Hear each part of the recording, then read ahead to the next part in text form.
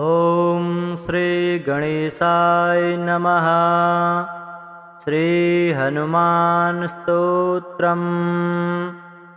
मंगलो भूमिपुत्रश्च ऋणहर्ता धनप्रद स्थिरासनो महाकायः सर्वकर्मविरोधकः लोहितो लोहिताश्चक्ष सामगानां कृपाकरः धरात्मजः कुजो भौमौ भूतिदो भूमिनन्दनः अंगारको यमश्चैव सर्वरोगापहारकः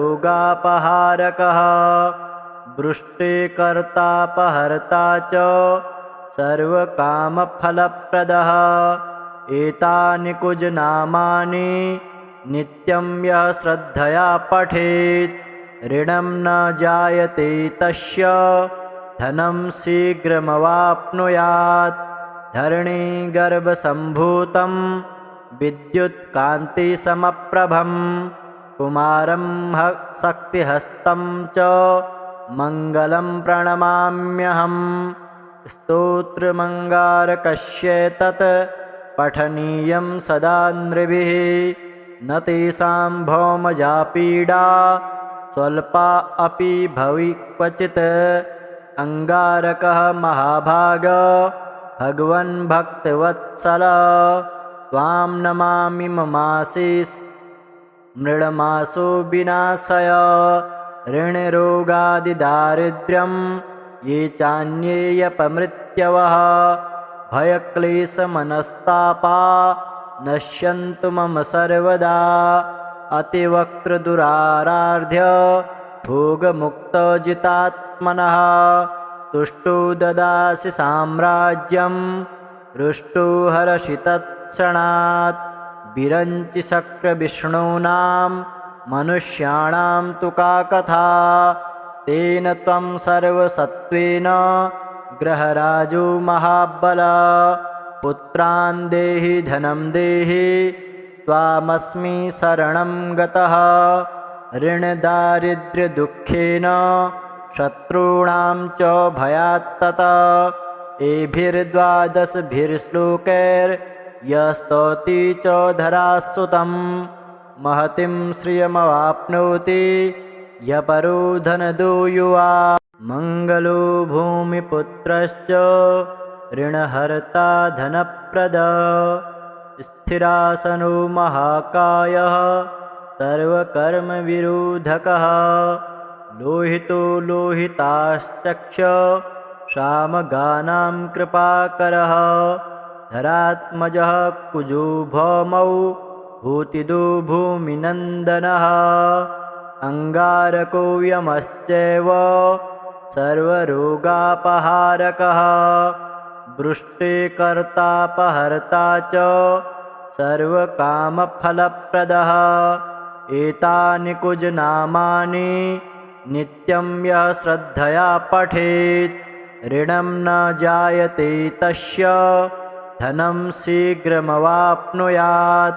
धरणीगर्भसम्भूतं विद्युत्कान्तिसमप्रभं कुमारं शक्तिहस्तं च मङ्गलं प्रणमाम्यहम् स्तोत्रमङ्गारकस्येतत् पठनीयं सदा नृभिः न तेषां भौमजा पीडा स्वल्पा अपि भवि क्वचित् अंगारकः महाभाग भगवन् भक्तवत्सल त्वां नमामि ममाशिष मृळमासो विनाशय ऋणरोगादिदारिद्र्यं ये चान्येयपमृत्यवः भयक्लेशमनस्तापा नश्यन्तु मम सर्वदा अतिवक्त्रदुराराध्य भोगमुक्तजितात्मनः तुष्टो ददासि साम्राज्यं रुष्टो हरषि तत्क्षणात् विरञ्चि शक्रविष्णूनां मनुष्याणां तु का कथा तेन त्वं सर्वसत्त्वेन ग्रहराजो महाबल पुत्रान् देहि धनं देहि त्वामस्मि शरणं गतः ऋणदारिद्र्यदुःखेन शत्रूणां च भयात्तता एभिर्द्वादशभिर्श्लोकैर्यस्तौति च धरासुतं महतीं श्रियमवाप्नोति यपरो धनदो युवा मङ्गलो भूमिपुत्रश्च ऋणहर्ता धनप्रदः स्थिरासनो महाकायः सर्वकर्मविरोधकः लोहितो लोहिताश्चक्ष सामगानां कृपाकरः धरात्मजः कुजो भौमौ भूतिदो भूमिनन्दनः अङ्गारको यमश्चैव सर्वरोगापहारकः वृष्टिकर्तापहर्ता च सर्वकामफलप्रदः एतानि कुजनामानि नित्यं यः श्रद्धया पठेत् ऋणं न जायते तस्य धनं शीघ्रमवाप्नुयात् धरणीगर्भसम्भूतं विद्युत्कान्तिसमप्रभं कुमारं शक्तिहस्तं च मङ्गलं प्रणमाम्यहम् स्तोत्रमङ्गारकस्येतत् पठनीयं सदा नृभिः न तेषां भौमजा पीडा स्वल्पा अपि भवि क्वचित् अङ्गारकः महाभाग भगवन् भक्तवत्सल त्वां नमामि ममाशिष मृडमासो विनाशय ऋणरोगादिदारिद्र्यं ये चान्येयपमृत्यवः भयक्लेशमनस्तापा नश्यन्तु मम सर्वदा अतिवक्त्रदुराराध्य भोगमुक्तजितात्मनः तुष्टो ददासि साम्राज्यं रुष्टो हरषि तत्क्षणात् विरञ्चि शक्रविष्णूनां मनुष्याणां तु का कथा तेन त्वं सर्वसत्त्वेन ग्रहराजो महाबल पुत्रान् देहि धनं देहि त्वामस्मि शरणं गतः ऋणदारिद्र्यदुःखेन शत्रूणां च भयात्तता एभिर्द्वादशभिर्श्लोकैर्यस्तौति च धरासुतं महतीं श्रियमवाप्नोति यपरो धनदो युवा मङ्गलो भूमिपुत्रश्च ऋणहर्ता धनप्रदः स्थिरासनो महाकायः सर्वकर्मविरोधकः लोहितो लोहिताश्चक्ष सामगानां कृपाकरः धरात्मजः कुजो भौमौ भूतिदो भूमिनन्दनः अङ्गारको यमश्चैव सर्वरोगापहारकः वृष्टिकर्तापहर्ता च सर्वकामफलप्रदः एतानि कुजनामानि नित्यं यः श्रद्धया पठेत् ऋणं न जायते तस्य धनं शीघ्रमवाप्नुयात् धरणीगर्भसम्भूतं विद्युत्कान्तिसमप्रभं कुमारं शक्तिहस्तं च मङ्गलं प्रणमाम्यहम् स्तोत्रमङ्गारकस्येतत् पठनीयं सदा नृभिः न तेषां भौमजा पीडा स्वल्पा अपि भवि क्वचित् अङ्गारकः महाभाग भगवन् भक्तवत्सल त्वां नमामि ममाशिष मृडमासो विनाशय ऋणरोगादिदारिद्र्यं ये चान्येयपमृत्यवः भयक्लेशमनस्तापा नश्यन्तु मम सर्वदा अतिवक्त्रदुराराध्य भोगमुक्तजितात्मनः तुष्टो ददासि साम्राज्यं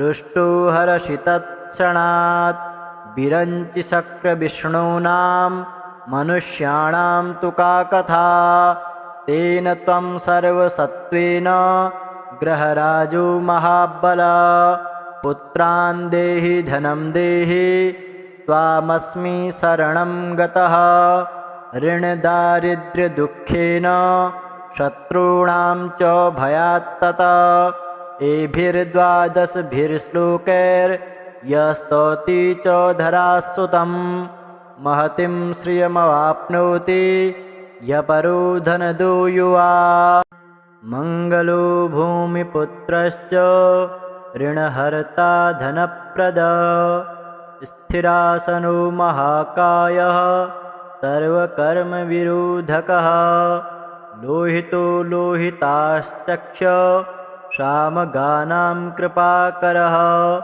धरात्मजः कुजो भौमौ भूतिदो भूमिनन्दनः अंगारको यमश्चैव सर्वरोगापहारकः वृष्टिकर्तापहर्ता च सर्वकामफलप्रदः एतानि कुजनामानि नित्यं यः श्रद्धया पठेत् ऋणं न जायते तस्य धनं शीघ्रमवाप्नुयात् धरणीगर्भसम्भूतं विद्युत्कान्तिसमप्रभं कुमारं शक्तिहस्तं च मङ्गलं प्रणमाम्यहम् स्तोत्रमङ्गारकस्येतत् पठनीयं सदा नृभिः न तेषां भौमजा पीडा स्वल्पा अपि भवि क्वचित् अंगारकः महाभाग भगवन् भक्तवत्सल त्वां नमामि ममाशिष मृडमासो विनाशय ऋणरोगादिदारिद्र्यं ये चान्येयपमृत्यवः भयक्लेशमनस्तापा नश्यन्तु मम सर्वदा अतिवक्त्रदुराराध्य भोगमुक्तजितात्मनः तुष्टो ददासि साम्राज्यं रुष्टो हरषि तत्क्षणात् विरञ्चि शक्रविष्णूनां मनुष्याणां तु का कथा तेन त्वं सर्वसत्त्वेन ग्रहराजो महाबल पुत्रान् देहि धनं देहि त्वामस्मि शरणं गतः ऋणदारिद्र्यदुःखेन शत्रूणां च भयात्तता एभिर्द्वादशभिर्श्लोकैर्यस्तौति च धरासुतं महतीं श्रियमवाप्नोति यपरो धनदो युवा मंगलो भूमिपुत्रश्च ऋणहर्ता धनप्रद स्थिरासनो महाकायः सर्वकर्मविरोधकः लोहितो लोहिताश्चक्ष सामगानां कृपाकरः धरात्मजः कुजो भौमौ भूतिदो भूमिनन्दनः अंगारको यमश्चैव सर्वरोगापहारकः वृष्टिकर्तापहर्ता च सर्वकामफलप्रदः एतानि कुजनामानि नित्यं यः श्रद्धया पठेत् ऋणं न जायते तस्य धनं शीघ्रमवाप्नुयात्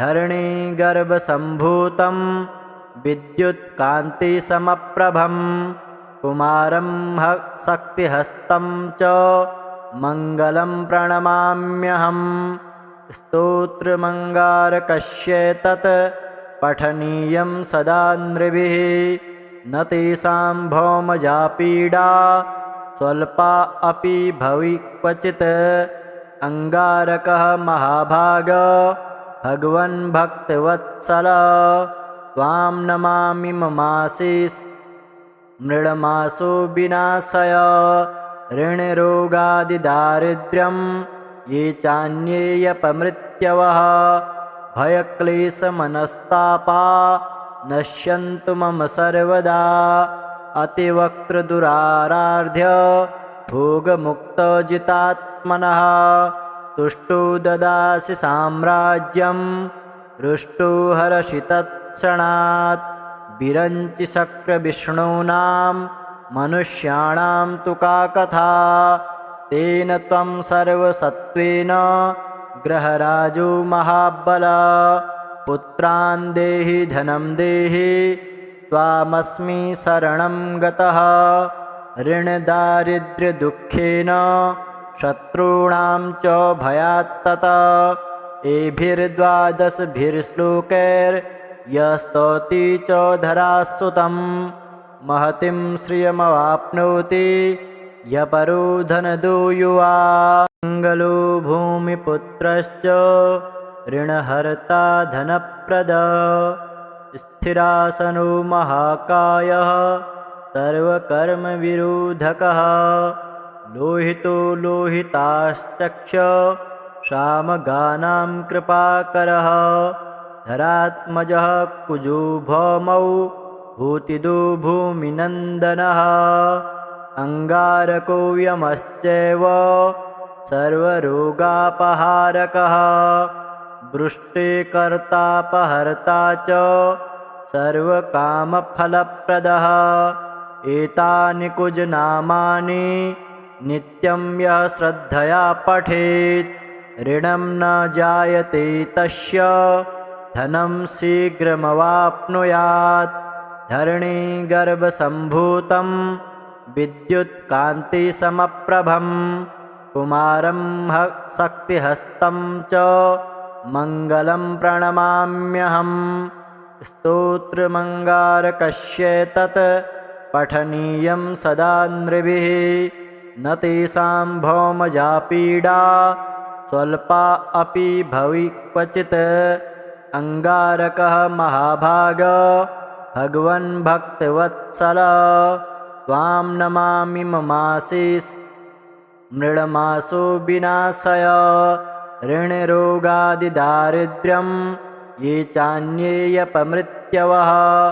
भयक्लेशमनस्तापा नश्यन्तु मम सर्वदा। अतिवक्त्रदुराराध्य भोगमुक्तजितात्मनः। तुष्टो ददासि साम्राज्यं रुष्टो हरषि तत्क्षणात्। विरञ्चि शक्रविष्णूनां मनुष्याणां तु का कथा। तेन त्वं सर्वसत्त्वेन ग्रहराजो महाबल। पुत्रान् देहि धनं देहि त्वामस्मि शरणं गतः। ऋणदारिद्र्यदुःखेन शत्रूणां च भयात्तता। एभिर्द्वादशभिर्श्लोकैर्यस्तौति च धरासुतं। महतीं श्रियमवाप्नोति यपरो धनदो युवा। मङ्गलो भूमिपुत्रश्च ऋणहर्ता धनप्रद। स्थिरासनो महाकायः सर्वकर्मविरोधकः। लोहितो लोहिताश्चक्ष सामगानां कृपाकरः। धरात्मजः कुजो भौमौ भूतिदो भूमिनन्दनः। अङ्गारको यमश्चैव सर्वरोगापहारकः। वृष्टिकर्तापहर्ता च सर्वकामफलप्रदः। एतानि कुजनामानि नित्यं यः श्रद्धया पठेत्। ऋणं न जायते तस्य धनं शीघ्रमवाप्नुयात्। धरणीगर्भसम्भूतं विद्युत्कान्तिसमप्रभं। कुमारं शक्तिहस्तं च मङ्गलं प्रणमाम्यहम्। स्तोत्रमङ्गारकस्येतत् पठनीयं सदा नृभिः। न तेषां भौमजा पीडा स्वल्पा अपि भवि क्वचित्। अङ्गारकः महाभाग भगवन् भक्तवत्सल। त्वां नमामि ममाशिष मृडमासो विनाशय। ऋणरोगादिदारिद्र्यं ये चान्येयपमृत्यवः। भयक्लेशमनस्तापा नश्यन्तु मम सर्वदा।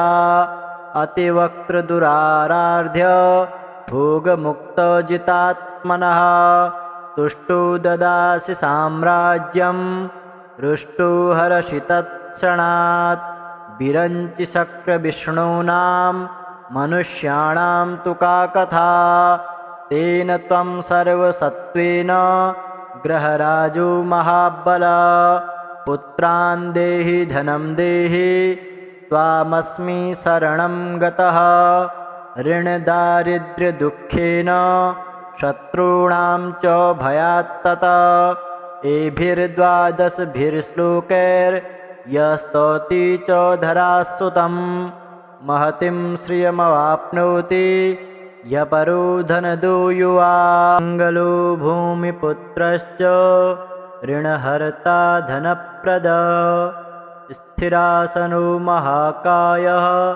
सर्वकर्मविरोधकः लोहितो लोहिताश्चक्ष श्यामगानां कृपाकरः धरात्मजः कुजो भौमौ भूतिदो भूमिनन्दनः अङ्गारको यमश्चैव सर्वरोगापहारकः वृष्टिकर्तापहर्ता च सर्वकामफलप्रदः एतानि कुजनामानि नित्यं यः श्रद्धया पठेत् ऋणं न जायते तस्य धनं शीघ्रमवाप्नुयात्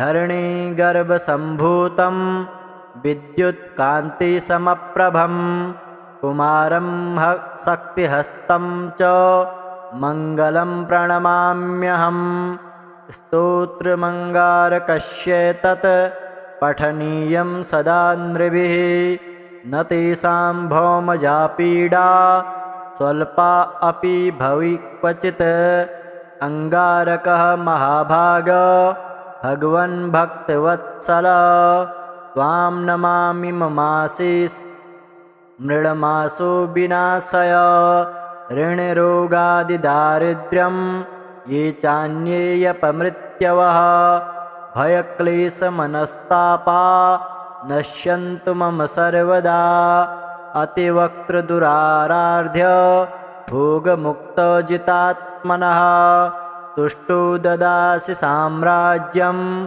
रुष्टो हरषि तत्क्षणात् विरञ्चि शक्रविष्णूनां मनुष्याणां तु का कथा तेन त्वं सर्वसत्त्वेन ग्रहराजो महाबल पुत्रान् देहि धनं देहि त्वामस्मि शरणं गतः ऋणदारिद्र्यदुःखेन शत्रूणां च भयात्ततः एभिर्द्वादशभिर्श्लोकैर्यस्तौति च धरासुतं महतीं श्रियमवाप्नोति यपरो धनदो युवा मङ्गलो भूमिपुत्रश्च ऋणहर्ता धनप्रदः स्थिरासनो महाकायः सर्वकर्मविरोधकः लोहितो लोहिताश्चक्ष श्यामगानां कृपाकरः धरात्मजः कुजो भौमौ भूतिदो भूमिनन्दनः अङ्गारको यमश्चैव सर्वरोगापहारकः वृष्टिकर्तापहर्ता च सर्वकामफलप्रदः एतानि कुजनामानि नित्यं यः श्रद्धया पठेत् ऋणं न जायते तस्य धनं शीघ्रमवाप्नुयात्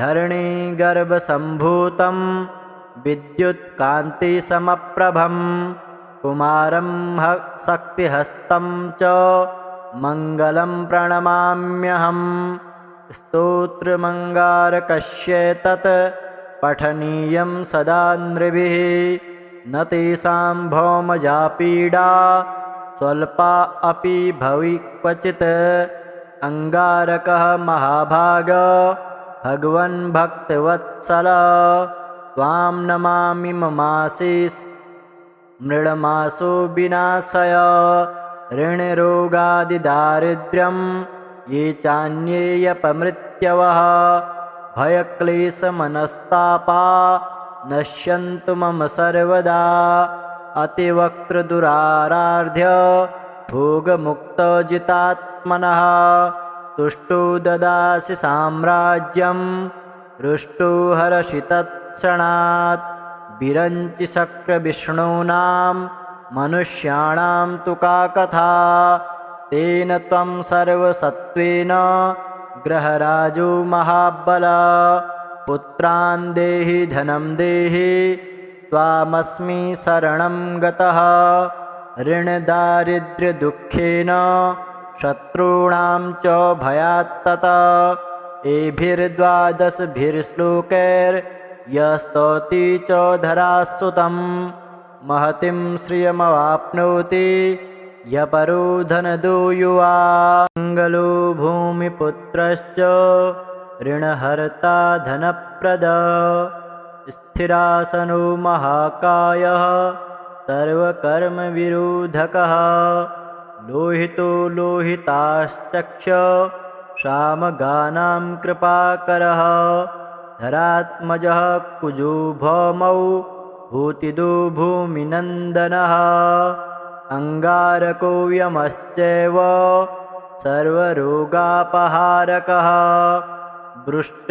वृष्टिकर्तापहर्ता च सर्वकामफलप्रदः एतानि कुजनामानि नित्यं यः श्रद्धया पठेत् ऋणं न जायते तस्य धनं शीघ्रमवाप्नुयात् धरणीगर्भसम्भूतं विद्युत्कान्तिसमप्रभं कुमारं शक्तिहस्तं च मङ्गलं प्रणमाम्यहम् स्तोत्रमङ्गारकस्येतत् पठनीयं सदा नृभिः न तेषां भौमजा पीडा स्वल्पा अपि भवि क्वचित् अङ्गारकः महाभाग भगवन् भक्तवत्सल त्वां नमामि ममाशिष मृडमासो विनाशय ऋणरोगादिदारिद्र्यं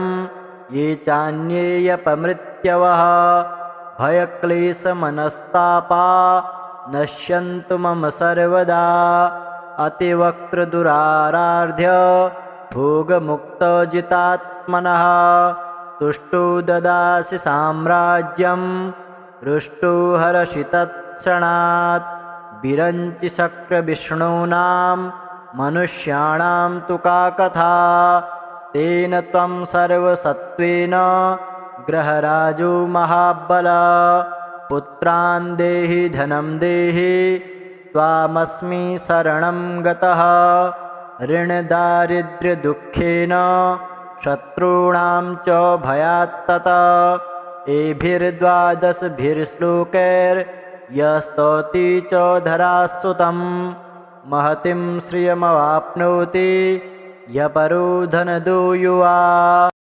मङ्गलो भूमिपुत्रश्च ऋणहर्ता धनप्रद स्थिरासनो महाकायः सर्वकर्मविरोधकः लोहितो लोहिताश्चक्ष श्यामगानां कृपाकरः धरात्मजः कुजो भौमौ भूतिदो भूमिनन्दनः अङ्गारको यमश्चैव सर्वरोगापहारकः वृष्टिकर्तापहर्ता च सर्वकामफलप्रदः एतानि कुजनामानि नित्यं यः श्रद्धया पठेत् ऋणं न जायते तस्य धनं शीघ्रमवाप्नुयात्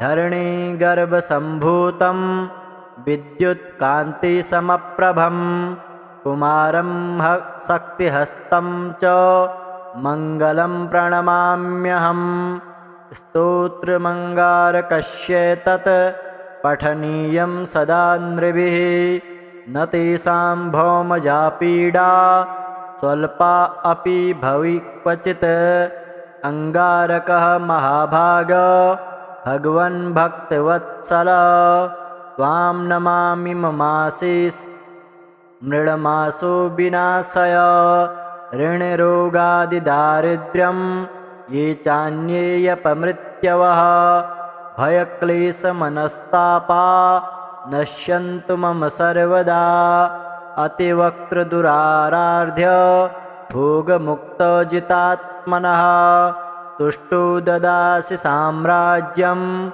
रुष्टो हरषि तत्क्षणात् विरञ्चि शक्रविष्णूनां मनुष्याणां तु का कथा तेन त्वं सर्वसत्त्वेन ग्रहराजो महाबल पुत्रान् देहि धनं देहि त्वामस्मि शरणं गतः ऋणदारिद्र्यदुःखेन शत्रूणां च भयात्ततः एभिर्द्वादशभिर्श्लोकैर्यस्तौति च धरासुतं महतीं श्रियमवाप्नोति यपरो धनदो युवा मङ्गलो भूमिपुत्रश्च ऋणहर्ता धनप्रद स्थिरासनो महाकायः सर्वकर्मविरोधकः लोहितो लोहिताश्चक्ष श्यामगानां कृपाकरः धरात्मजः कुजो भौमौ भूतिदो भूमिनन्दनः अङ्गारको यमश्चैव सर्वरोगापहारकः वृष्टिकर्तापहर्ता च सर्वकामफलप्रदः एतानि कुजनामानि नित्यं यः श्रद्धया पठेत् ऋणं न जायते तस्य धनं शीघ्रमवाप्नुयात् धरणीगर्भसम्भूतं विद्युत्कान्तिसमप्रभं कुमारं शक्तिहस्तं च मङ्गलं प्रणमाम्यहम् स्तोत्रमङ्गारकस्येतत् पठनीयं सदा नृभिः न तेषां भौमजा पीडा स्वल्पा अपि भवि क्वचित् अङ्गारकः महाभाग भगवन् भक्तवत्सल त्वां नमामि ममाशिष मृळमासो विनाशय ऋणरोगादिदारिद्र्यं ये चान्येयपमृत्यवः भयक्लेशमनस्तापा नश्यन्तु मम सर्वदा अतिवक्त्रदुराराध्य भोगमुक्तजितात्मनः तुष्टो ददासि साम्राज्यं रुष्टो हरषि तत्क्षणात् विरञ्चि शक्रविष्णूनां मनुष्याणां तु का कथा तेन त्वं सर्वसत्त्वेन ग्रहराजो महाबल पुत्रान् देहि धनं देहि त्वामस्मि शरणं गतः ऋणदारिद्र्यदुःखेन शत्रूणां च भयात्ततः एभिर्द्वादशभिर्श्लोकैर्यस्तौति च धरासुतं महतीं श्रियमवाप्नोति यपरो धनदो युवा मङ्गलो भूमिपुत्रश्च ऋणहर्ता धनप्रद स्थिरासनो महाकायः सर्वकर्मविरोधकः लोहितो लोहिताश्चक्ष श्यामगानां कृपाकरः धरात्मजः कुजो भौमौ भूतिदो भूमिनन्दनः अङ्गारको यमश्चैव सर्वरोगापहारकः वृष्टिकर्तापहर्ता च सर्वकामफलप्रदः एतानि कुजनामानि नित्यं यः श्रद्धया पठेत् ऋणं न जायते तस्य धनं शीघ्रमवाप्नुयात् धरणीगर्भसम्भूतं विद्युत्कान्तिसमप्रभं कुमारं शक्तिहस्तं च मङ्गलं प्रणमाम्यहम् स्तोत्रमङ्गारकस्येतत् पठनीयं सदा नृभिः न तेषां भौमजा पीडा स्वल्पा अपि भवि क्वचित् अङ्गारकः महाभाग भगवन् भक्तवत्सल त्वां नमामि ममाशिष मृळमासो विनाशय ऋणरोगादिदारिद्र्यं ये चान्येयपमृत्यवः भयक्लेशमनस्तापा नश्यन्तु मम सर्वदा अतिवक्त्रदुराराध्य भोगमुक्तजितात्मनः तुष्टो ददासि साम्राज्यं रुष्टो हरषि तत्क्षणात् विरञ्चि शक्रविष्णूनां मनुष्याणां तु का कथा तेन त्वं सर्वसत्त्वेन ग्रहराजो महाबल पुत्रान् देहि धनं देहि त्वामस्मि शरणं गतः ऋणदारिद्र्यदुःखेन शत्रूणां च भयात्ततः एभिर्द्वादशभिर्श्लोकैर्यस्तौति च धरासुतं महतीं श्रियमवाप्नोति यः परो धनदो युवा।